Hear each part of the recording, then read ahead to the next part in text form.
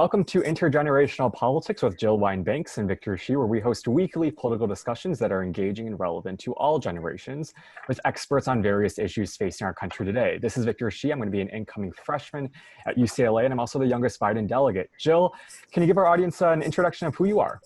Sure. I'm Jill Wine-Banks, and I'm not the youngest Biden delegate.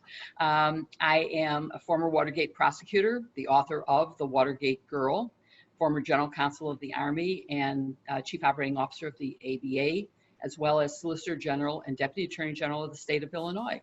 I'm currently a MSNBC legal analyst and co-host with Victor of this podcast.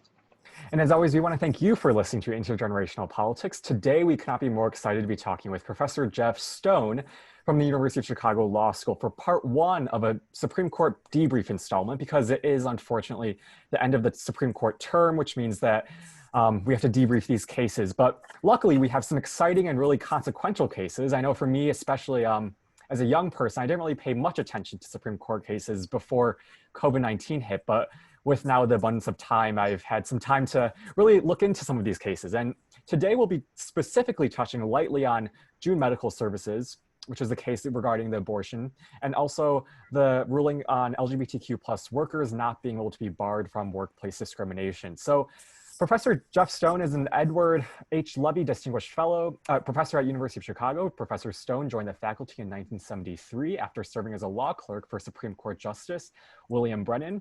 He later served as the Dean of the University of Chicago Law School and Provost of the University of Chicago.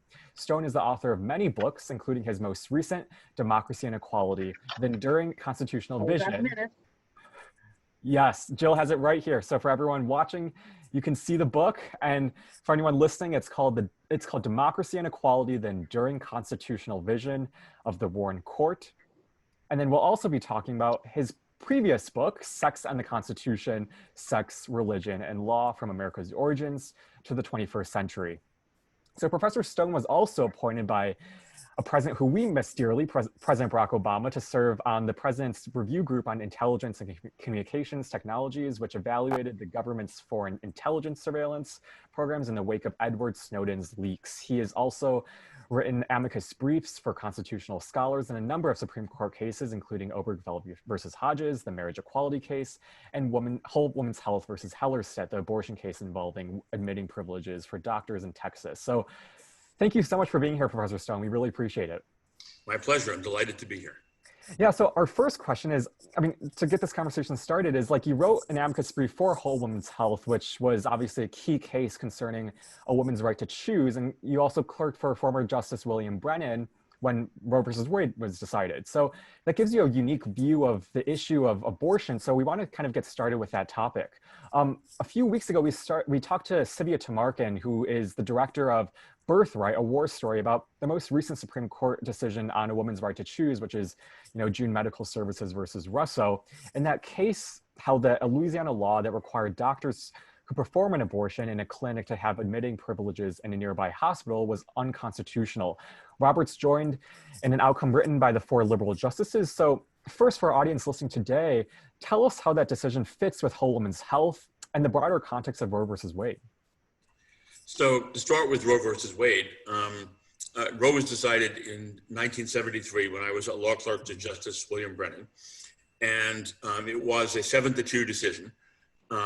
Many people think of it as having been a radical liberal decision, but in fact, at the time, 3 of Richard Nixon's appointees to the court, Harry Blackmun, Warren Burger, and Lewis Powell, were in the majority in the case.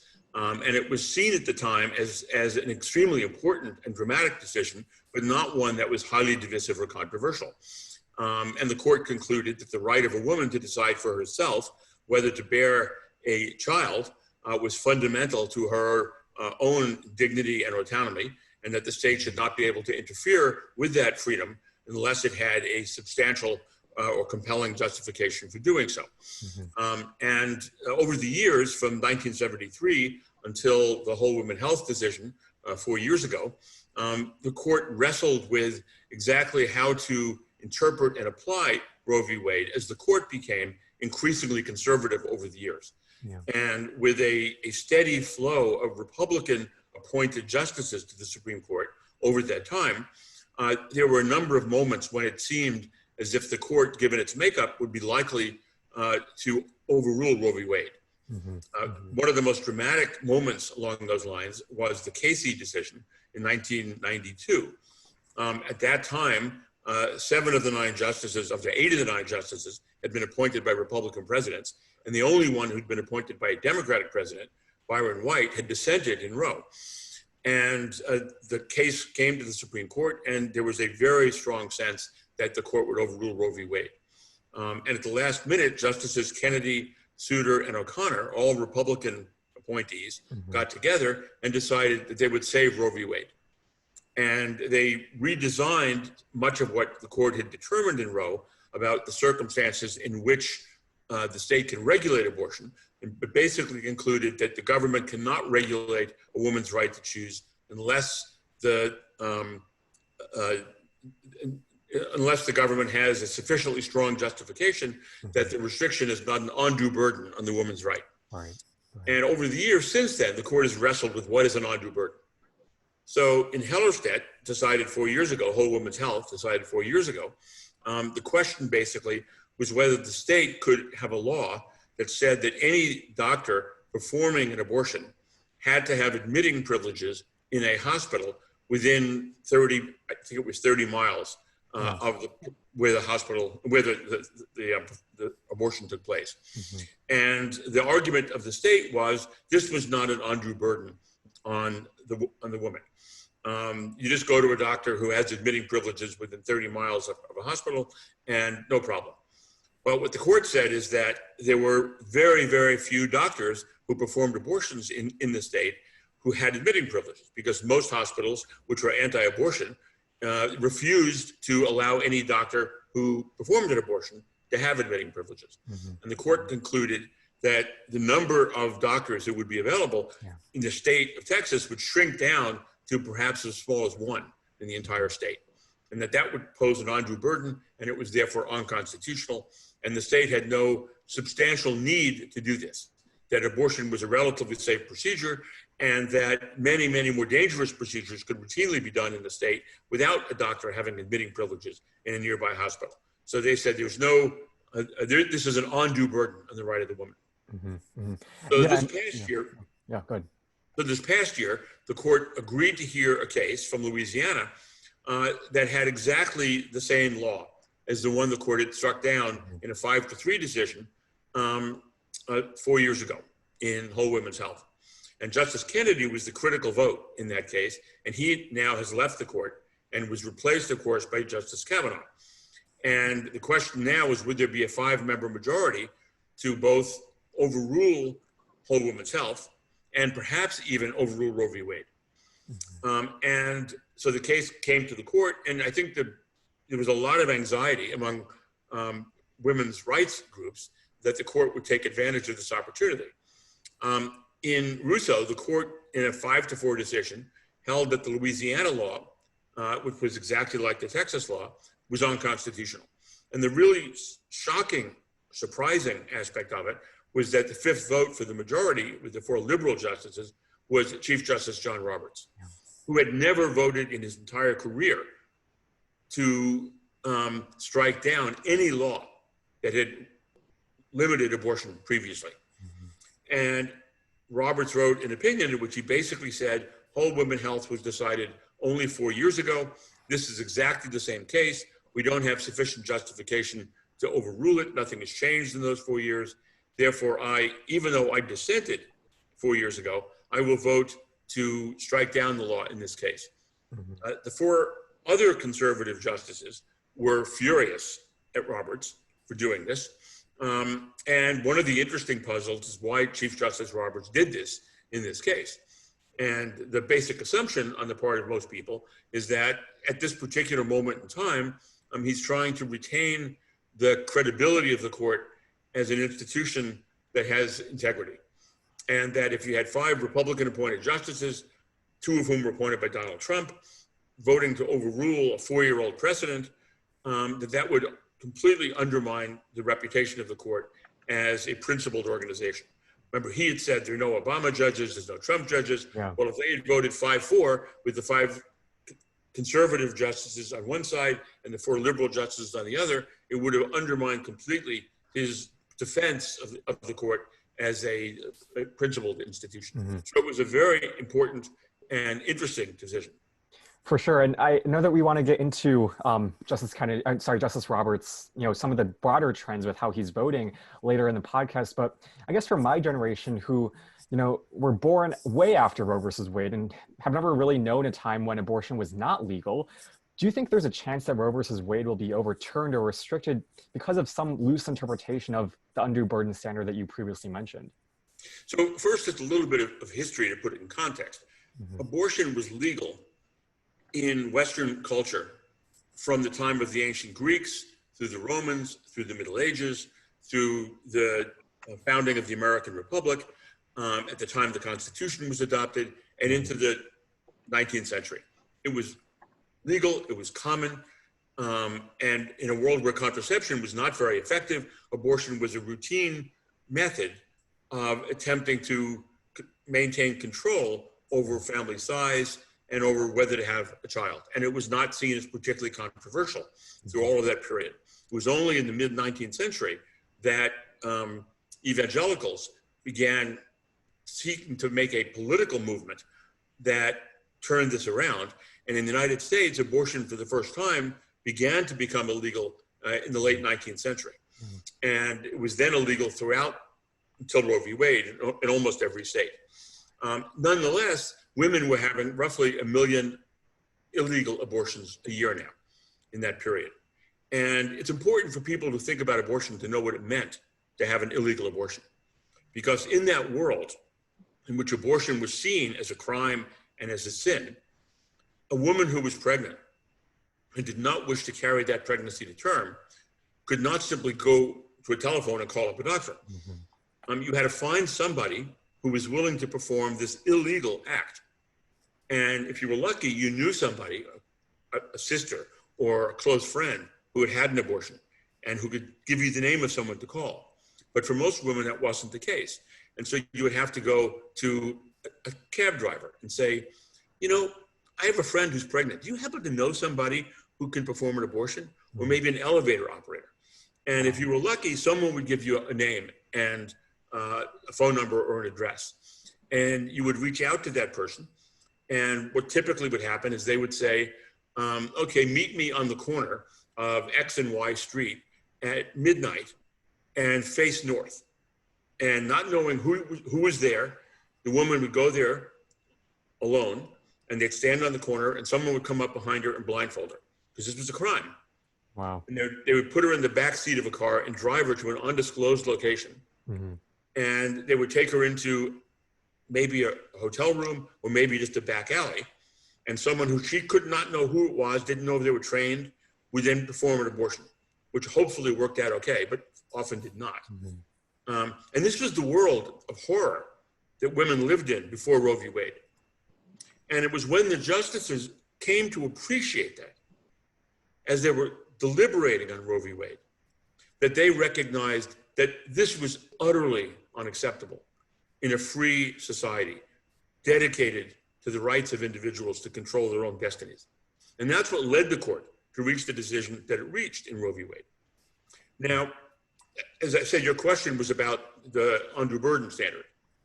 So in Roe v. Wade, what the court said was that there is a trimester approach. In the first 3 months, the court said, a woman has a right to have an abortion without any regulation by the state. It's a simple, safe procedure, and the state has no need or interest in getting involved in it whatsoever. Yeah. In the second trimester, there could be health complications. And abortion in the second trimester, like getting your tonsils out, can have complications, and the state can put reasonable conditions on the circumstances in which a woman could get an abortion, perhaps requiring a doctor perform it in the second trimester, but they had to be reasonable and serve a substantial interest. And then in the third trimester, the court held once the fetus is viable, the state could prohibit the abortion unless the abortion was necessary to protect the health or life of the woman, in which case they had to allow the abortion.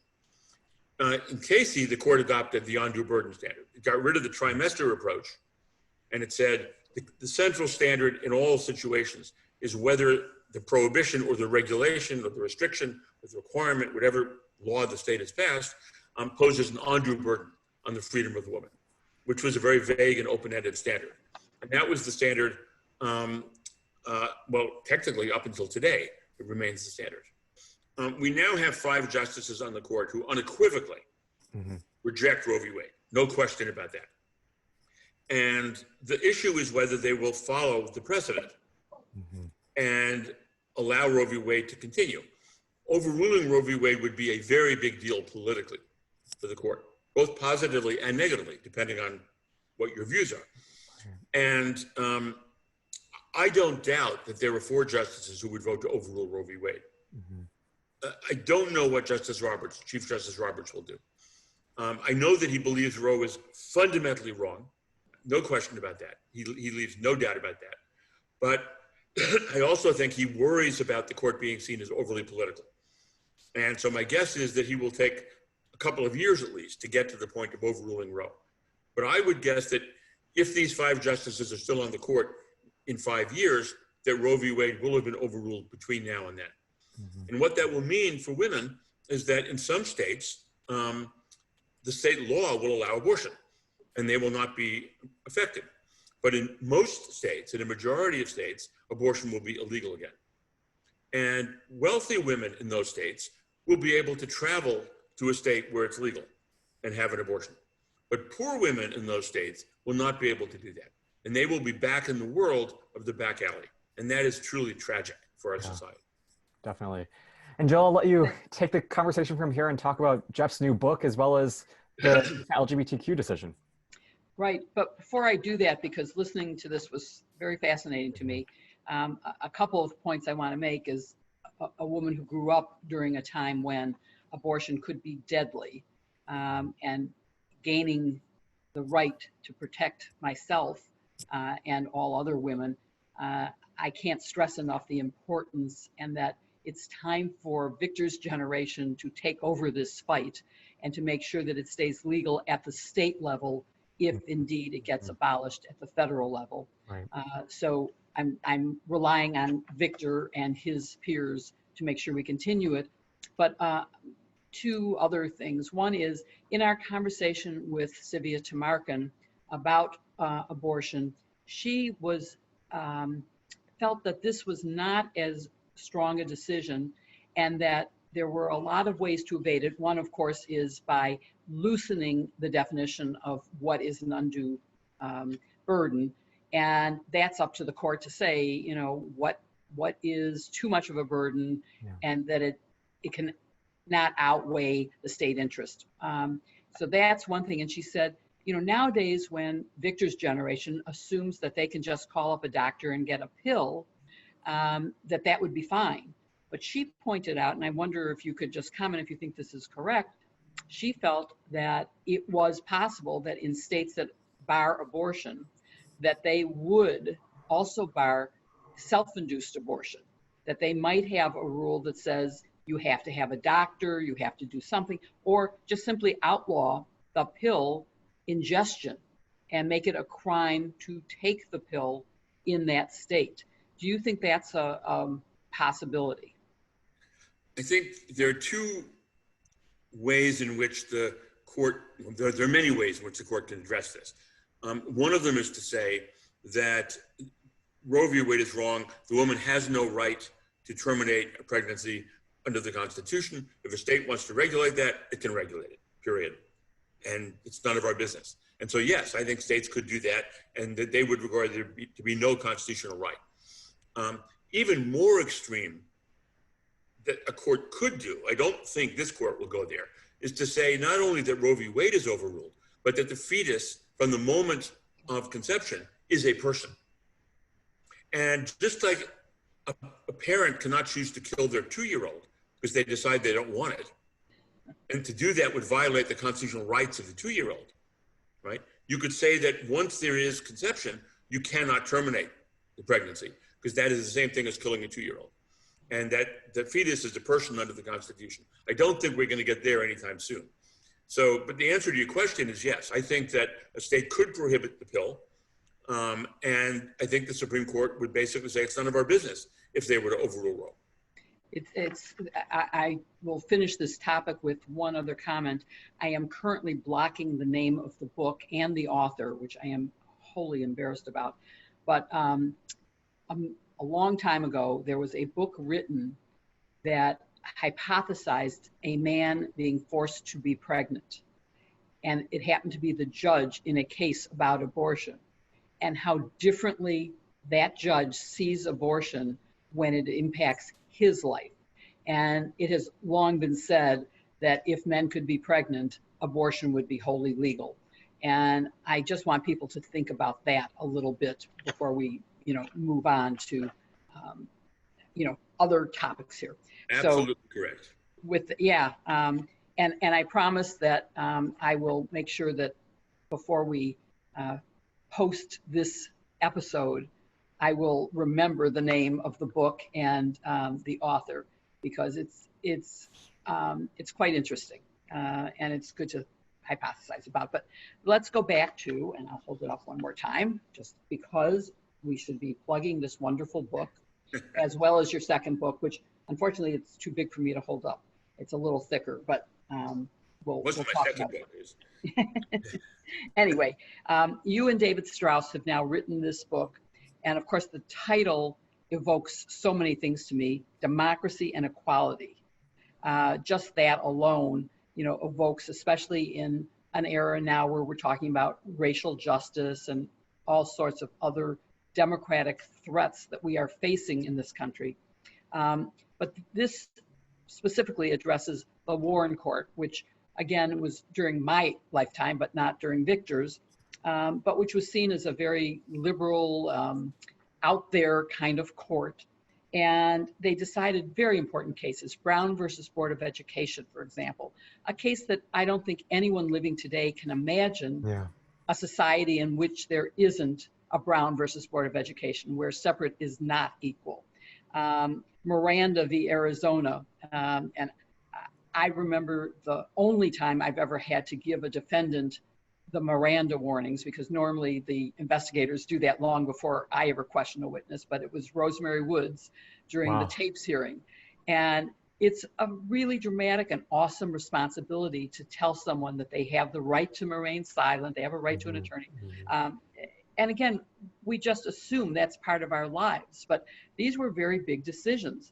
And I think there are so many things that are part of the legacy of the Warren Court that may impact on how the Roberts Court continues its or creates its own legacy.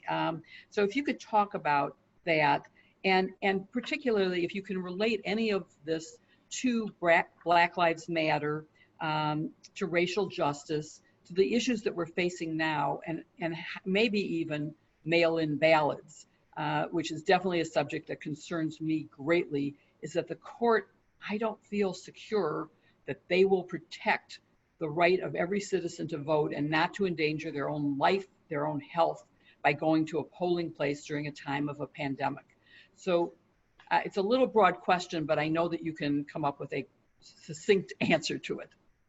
Well, the title of the book, Democracy and Equality, the enduring constitutional vision of the Warren Court, is basically meant to capture what my co-author David Strauss and I believe to have been the central understanding of the Warren Court of constitutional interpretation. Basically, the Warren Court worked on the premise that democracy is a good system, but that it's imperfect. And as Madison and Jefferson discussed at the time they adopted the Constitution, one of the serious imperfections in a democracy is that majorities will often not be respectful to the interests of the other, of people who they see as something not like themselves, whether it's the poor or whether it's African Americans or whether it's gays or whether it's women or whether it's immigrants. They will see them as people accused of crime. That's not us. And therefore, in enacting legislation, they will often adopt laws that are not respectful of the interests of those groups in the way they would if they were the ones in that position. And the other thing that they worried about was that, as a weakness of democracy, is that majorities in control of the government at any particular point in time will adopt laws that are designed to perpetuate their power. That is, they will manipulate the laws to ensure, both through voting and through all of the other mechanisms of democracy, that they're the ones who remain in power. And you cannot trust democracy to guard against those two concerns. And courts, Madison and Jefferson concluded, were essential to put a check on democracy in those respects. And that's what the Warren Court saw itself as doing. Its most controversial decisions all fit within that understanding of what the role and the responsibility of the judiciary is in a democratic society. And decisions like Brown v. Board of Education, decisions like Miranda v. Arizona, protecting people accused of crime, decisions like Reynolds v. Sims, which guaranteed one person, one vote, decisions like New York Times and Sullivan, which protected the right to criticize the government. These were all decisions that made manifest the limitations on majority in order to protect the fundamental working of a democracy. So in the current era, the Warren Court, if it were in place today, would be very much engaged with issues posed by the Black Lives Matter movement, both in terms of freedom of speech and freedom to protest on the one side, on the rights of minorities, African Americans and Hispanics and immigrants and so on the other side, protecting those rights, and of course protecting the right to vote, which is essential for democracy and where we cannot trust those people in control to limit the participation of the government to them. And so you can be sure the Warren Court, for example, unlike the Roberts Court, would have held gerrymandering unconstitutional, and that it would have guaranteed the right to absentee ballots in the same way that it held the poll tax unconstitutional. One of the critical Warren Court decisions held the poll tax unconstitutional because they understood it was there not to raise money, but to deter poor people, and particularly African Americans, from voting. And they would see lots of the manipulation that's going on today, as with the absentee ballots and so on, as exactly that. And they would have seen that as central to their mission.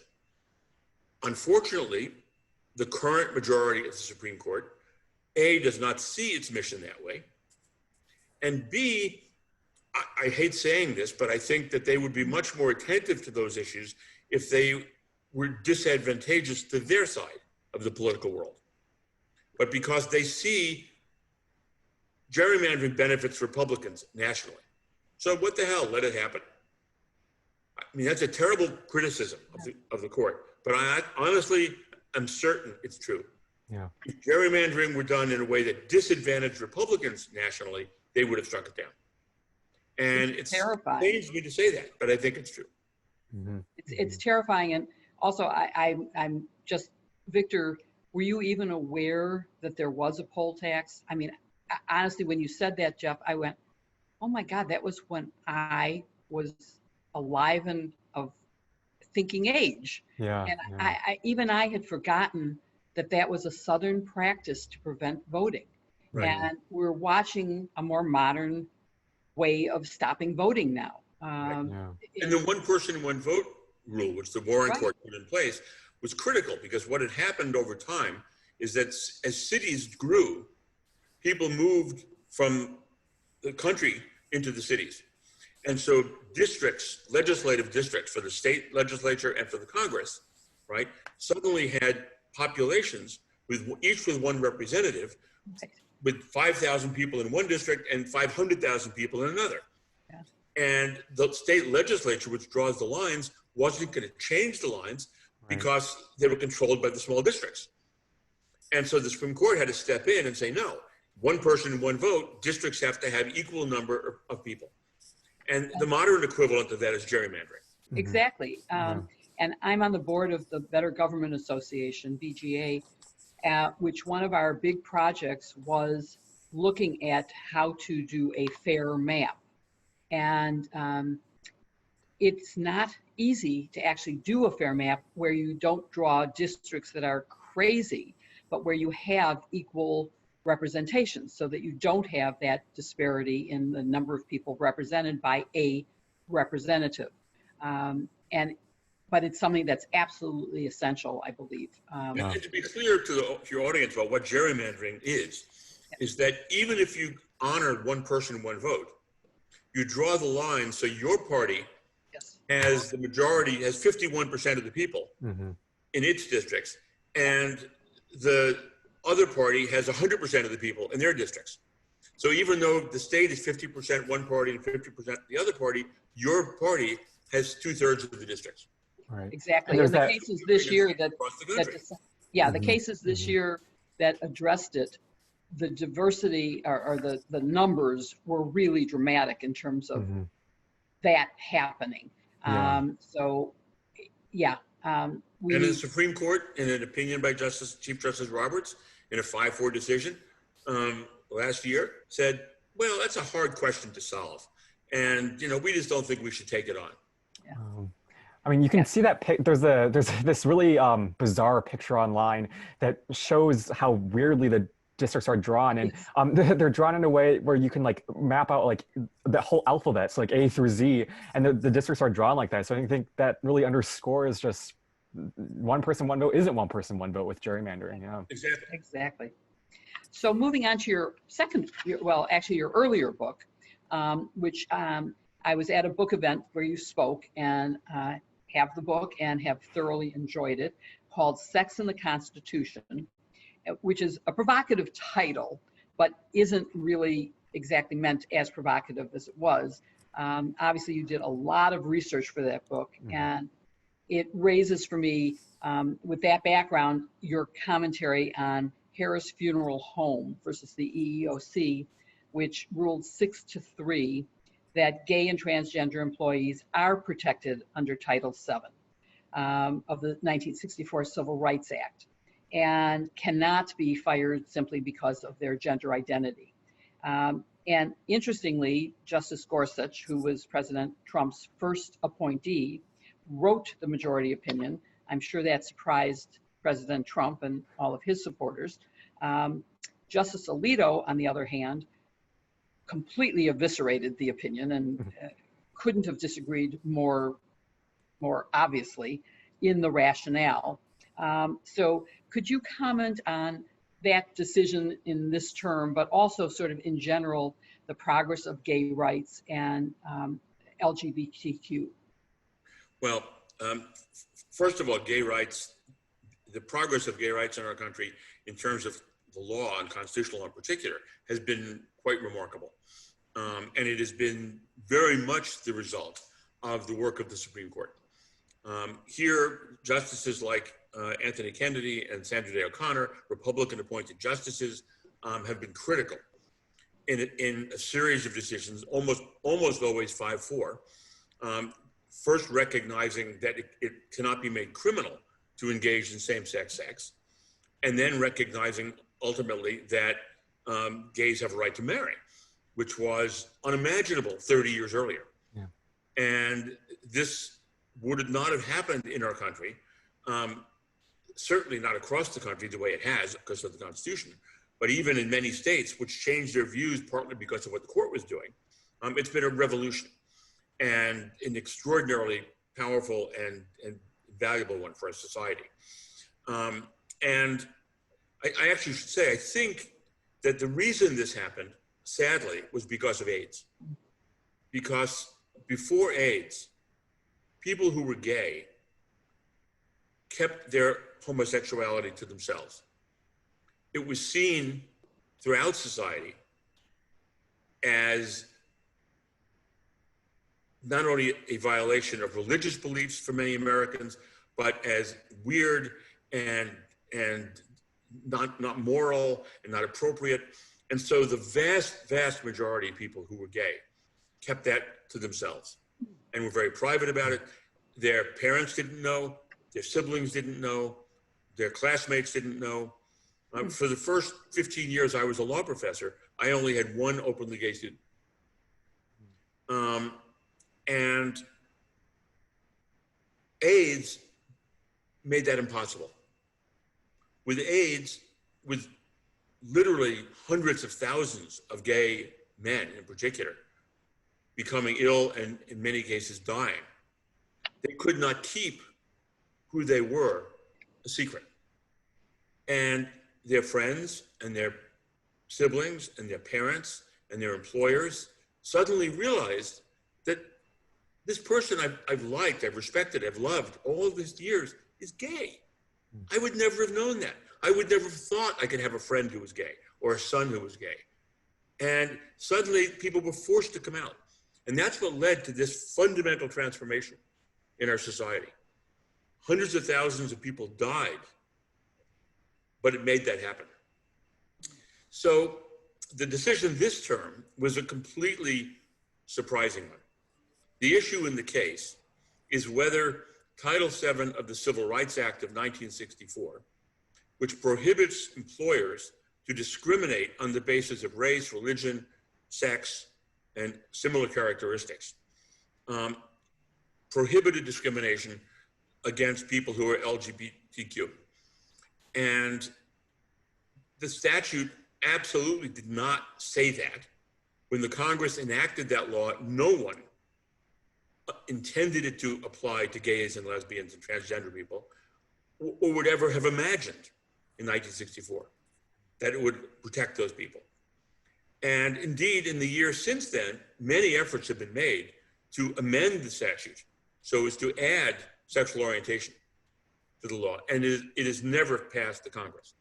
They've never been able to get Congress to amend the statute.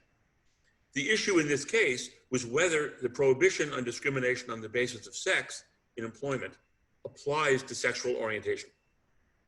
And so the question was, if an employer fires a gay man,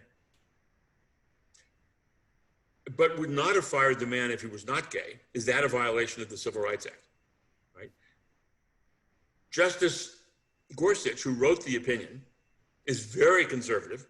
I have no doubt that he's not very favorable towards homosexuality. And he took the view that the statute has to be interpreted in a purely literal fashion. And his view of literal was, if that man was dating a woman, the employer wouldn't care. But if the man was dating a man, he would fire him. That's discrimination based on sex. Right. And therefore that violates the Civil Rights Act. And in his view, this was a simply literal interpretation of the statute. And Chief Justice Roberts joined the majority, so it was a 6-3 decision. As Jill noted, Justice Alito and the other two dissenters, Thomas and Kavanaugh, went nuts in their dissent. They were just furious. Yeah. How could you possibly interpret this statute, which everybody agrees was never understood to apply to gays, was never meant to apply to gays? No one who adopted it would ever have imagined that. Mm-hmm. This is literalism to the extreme and to the point of craziness. And I think there's something to that, frankly. Nonetheless, the court this term made this momentous decision that now makes it illegal for employers to discriminate against employees based upon their sexual orientation. And that is an extraordinary decision. And it's not one I think any of us would have expected from Neil Gorsuch and John Roberts. And it's to their great credit that they were able to reach that decision. I do think it's partly because society has moved in dramatic ways to the acceptance of this. And it may be, as you pointed out, that it's because people now know that they know and like someone who happens to not be or happens to be in that community that they never realized.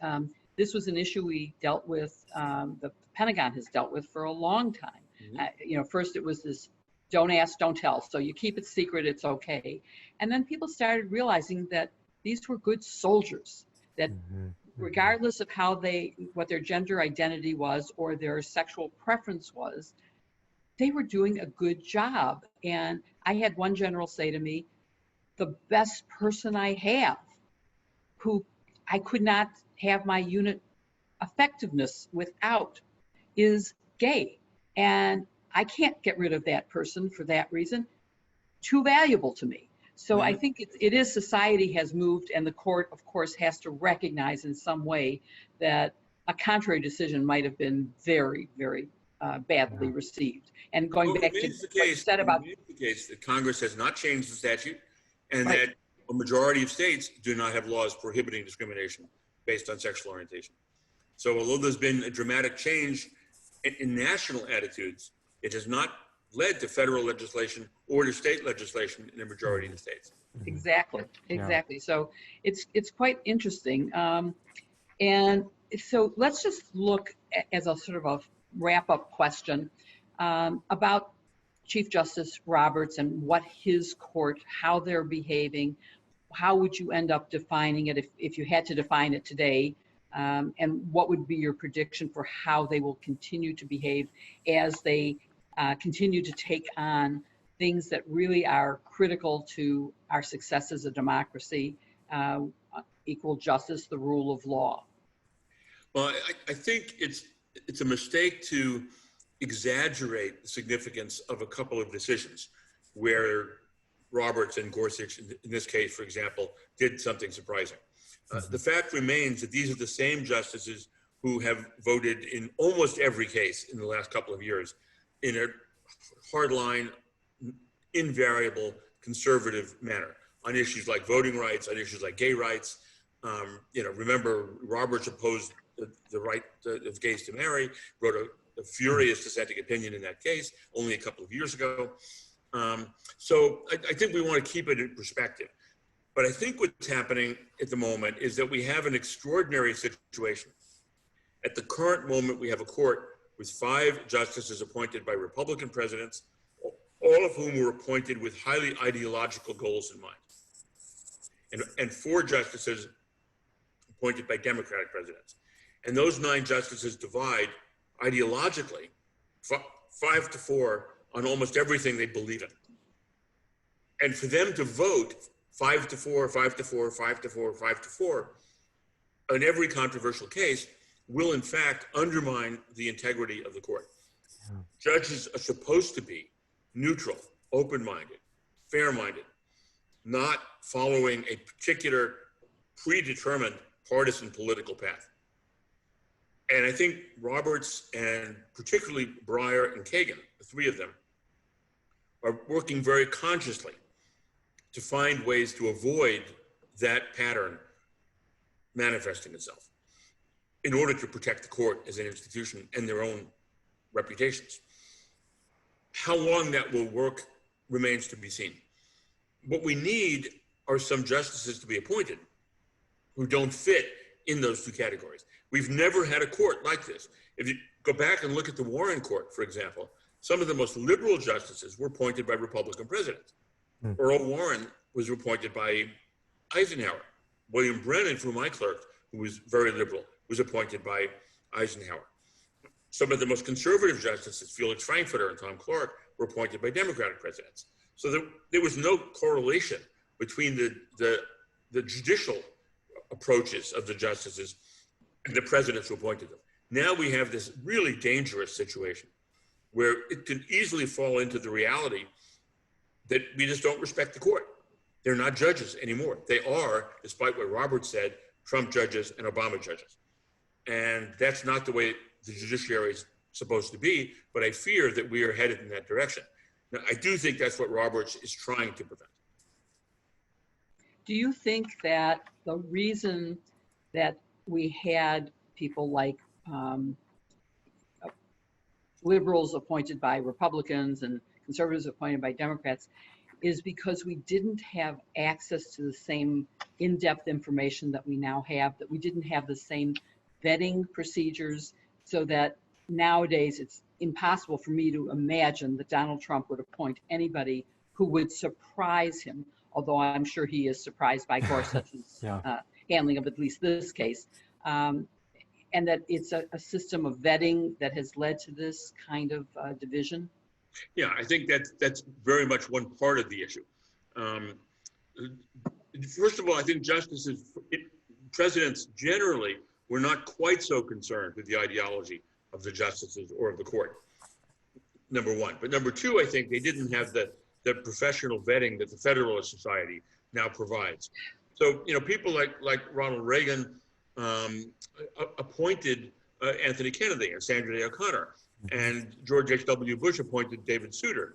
They were not liberal justices, but they were moderate justices. And sometimes they voted with the liberals, and sometimes they voted with the conservatives. And part of the reason for that is they weren't vetting them in the same way.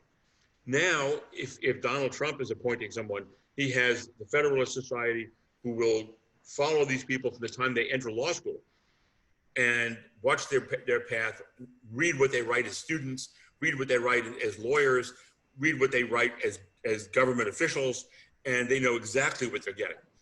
And that's very different than it was when Earl Warren was appointed. He'd been governor of California. He had not been a judge at all. And when William Brennan was appointed, he'd been a judge on the New Jersey Supreme Court for a couple of years. And now it's completely different. Yeah, it is. And I remember the days when all presidents took the opinion of the American Bar Association at both the federal district level, at the trial court level, as well as at the Supreme Court level. And there was no input from a partisan organization like the Federalist Society. So maybe we need to go back to that, because I'm going to hold up one more book, which is Conversations with RBG, who we are all thinking and praying for. And she's out of the hospital, and we hope that she will make full recovery. We know she will. Yes, I think there's no doubt with the strength of that person that she will make a full recovery. And she is critical and essential to what I consider to be the rule of law in America. So I want to recommend the Conversations with RBG by Geoffrey Rosen. He had the same editor that I did for my book, and it's, of course, fantastically written and edited. So I think, is there anything else that you think our listeners ought to know? Is there some big issue we've missed, or some prediction that you have for the court that you'd like them to know? I would say that the most important thing is people have to vote. They have to know that their vote matters, and that even though they may not feel any particular presidential nominee is perfect, on this issue, among with many, many, many others, but on this issue alone, if they care about abortion, if they care about gay rights, if they care about the rights of women, about the rights of African Americans, about voting, it matters, because who appoints the next justices will determine for our entire nation what happens on those issues. And if those are issues they care about, they damn well better vote. Yeah. That is the best advice that anyone could give. And these are lifetime appointments. So Victor, for you and your peers, it will affect the rest of your life, whoever gets on this court. Oh, yeah. And so it's really, really important to have an opinion and to exercise that, whichever way you come out. Not voting is not an option, and not voting may help a candidate who, while you don't like the other one, you dislike even more the one you're not voting for. So please get out there and choose. And it may be that at my age, I can say there is no perfect. Life just isn't perfect. And you're young enough that you still are idealistic, as I was.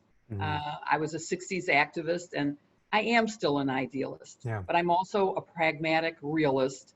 And I know that one of the two candidates is going to be president. And I'd rather weigh in on the one that I think, it so happens in this case, I have a strong feeling about greatness for Joe Biden. But if I didn't, I would still know that Donald Trump is not going to serve the ideals that I believe in.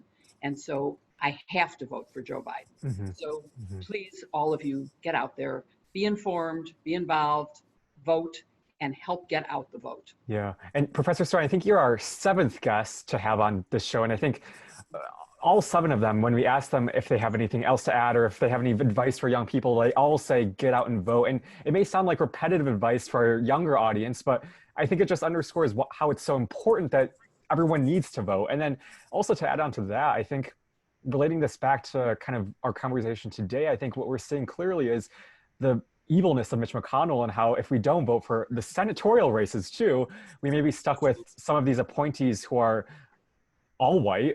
They don't reflect America. They're, you know, these conservative, inexperienced justices who may put a lot of these civil rights, civil liberties, and basic, you know, laws at you know, in danger. Absolutely He's correct. putting forward people who are voted as unqualified, not just because of their political views, but because they've never been in a trial court, for example. And that's a serious jeopardy. You don't want to be in front of a judge who isn't qualified. That's for sure. So, yeah, I mean, it's interesting. You're right that it has been a pretty consistent theme. And let's all think follow about it. the 2016 election. Yeah. If people voted who chose not to, and Hillary Clinton had been president, we would not have had Kavanaugh and Gorsuch on the Supreme Court. Yeah. We would have had two other justices, and this would have been a completely different moment in constitutional law. And we would have had gerrymandering held unconstitutional. We would have had the rights of African Americans and immigrants and minorities protected in a way they're not being protected. And it's fundamentally important. And we would have had a justice from my high school, Niles Township High School, Merrick Garland, if we didn't have McConnell. So to Victor's point about how important it is to not just vote for president, but to vote for Senate, because otherwise you have gridlock and you have a really, I think, an unconstitutional interference with the president's power by McConnell saying, oh, no, it's within a year of election. We're not going to even let you nominate someone. That's an absurdity. Yeah, yeah. Well, I mean, Jill and I had such a great time talking with you, Professor Stone, and we hope you listening also enjoyed this episode. So be sure to follow us on Twitter, YouTube, Facebook, and other podcast streaming services, because next week we're going to be releasing our second installment of this edition with another professor, Professor Leah Lippman. And send suggestions, ideas for future topics, and speakers you'd like to see via Jill, myself, or our website. And yeah, so thank you so much, Professor Stone, for being here again. My pleasure. Thank you for doing this. It's terrific. Thank you. We enjoyed it.